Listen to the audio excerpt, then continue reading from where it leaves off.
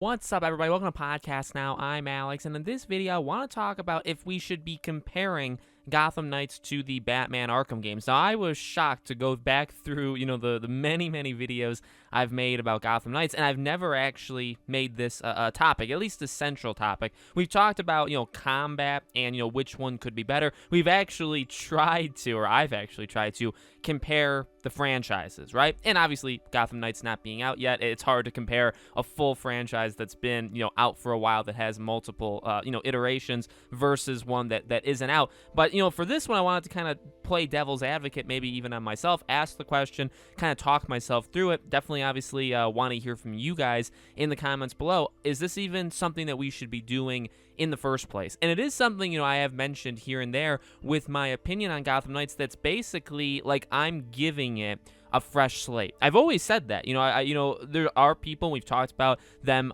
before, and it's completely their right to do this, by the way, right? That when Batman, declared dead at the scene, all that kind of stuff, they pieced out. And I think that's fine. I really don't see any problem with that. If you were expecting, to play as Batman, and then you find out in the first trailer, in the first, minute of it, that you will not be playing as Batman, he's completely gone, you're playing as everybody else. But I've always said, I'm going to let it stand on its own. I'm okay with these four characters. Would I like to play as Batman? Sure. Would I like to see Batman in the game? Sure. And I actually think both of those things are still very possible to happen, especially seeing him through possible like flashbacks or like learning moments. I 100% think they'll do something like that. But, even if you don't see him at all, I think it's a thing where you can just experience this game and enjoy it for what it is. That's actually, I would say, boiled down, as much as it possibly can be. That's what it is.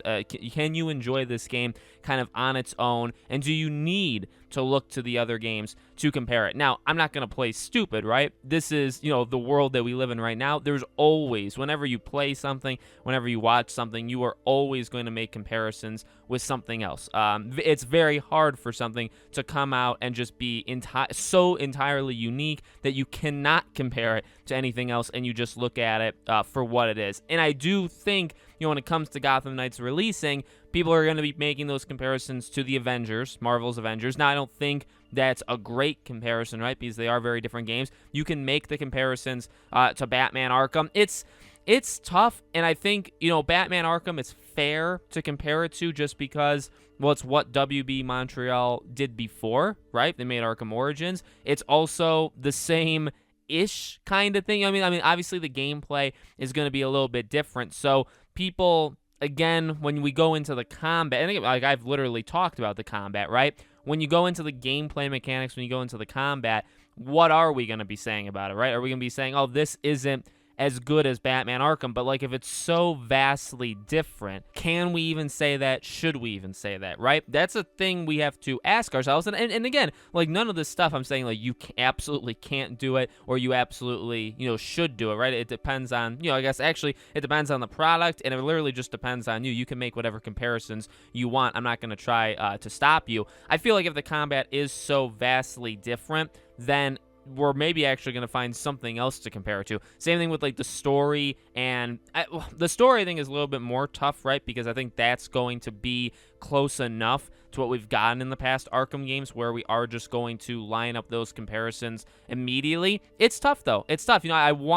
I kind of wanted to come through as kind of like this like self-righteous kind of thing where it's like, no, like this game deserves to be held kind of on its own and not be looked. But, the more I talk about it, the more I do kind of understand, and maybe you guys have already kind of come to this thought on your own, like it is going to actually be pretty hard to not compare this to specifically the Batman Arkham games, and then I would honestly argue probably Marvel's Avengers, even though, and that's just because of the co-op nature, the playing as multiple characters. I think there's probably other games you could look at better than something like that, but it's going to be interesting. It really is. And I think the one thing I will say, I do think it's fair, and again, I'm not going to stop you if you do it, all that stuff, and I'm sure I'm probably going to do it myself, right? But the thing I try to remind myself, and I obviously want to say here, is like, when you do something like that, I feel like that almost immediately hurts the game. And I'm not saying like it's a right thing or wrong thing to do. I mean, I play,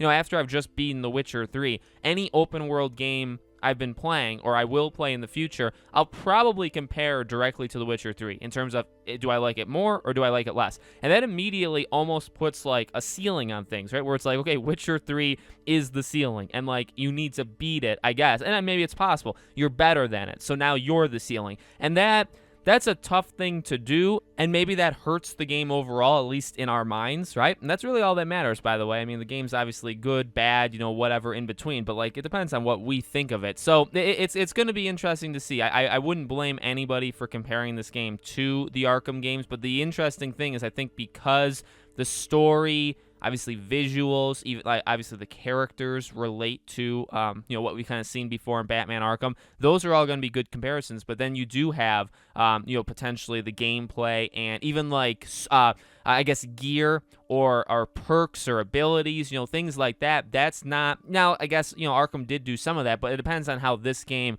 you know, does it, because it could very well be compared to something else. So let me know what you guys think in the comments below. Hopefully this was an interesting kind of different video. Do you think we should be comparing it to the Arkham games? Do you think we should compare it to some other game, or maybe no games at all? Let me know. As always, make sure you guys are subscribed to the channel. Hit the bell icon so you guys know when all these videos go up. And we are coming up on DC Fandom, and so let me quickly just say this at the end here. You know, through September, we're going to be picking up the speed. I'll be starting to cover things regarding DC Fandom, a lot on Gotham Knights, but also on, you know, other things, other games and movies. So we're going to start that around the middle of September, so you can look forward to that. Again, make sure, you know, bell icon turned on so you guys see all those videos. If you guys want to follow us on Twitter or subscribe to my second channel, or we have Patreon and YouTube memberships if you guys want to support us there, all the links are in the description below, okay? Thank you for watching, guys. I really do appreciate it. I hope to see you all on the next video.